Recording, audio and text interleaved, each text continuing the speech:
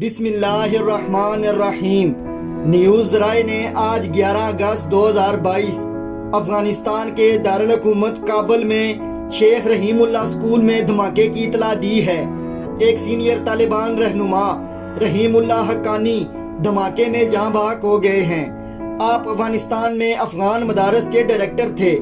افغانستان کے مقامی میڈیا نے بھی شیخ رحیم اللہ حقانی کی ہلاکت کا اعلان کرتے ہوئے کہا کہ وہ آج سپہر اپنے کام کی جگہ پر ہونے والے دھماکے کے نتیجے میں ہلاک ہو گئے ہیں۔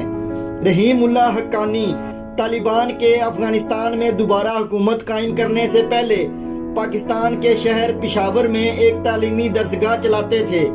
گزشتہ سال اگست میں پچھلی افغان حکومت کے خاتمے کے بعد انہوں نے اپنا تعلیمی ادارہ کابل افغانستان میں منتقل کر دیا۔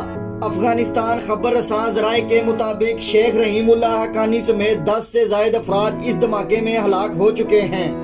باخبر ذرائع کا کہنا ہے کہ شیخ رحیم اللہ سکول میں ایک شخص نے اپنے جسم میں نصب بارودی مواد کا استعمال کر کے خود کو دھماکے سے اڑا لیا۔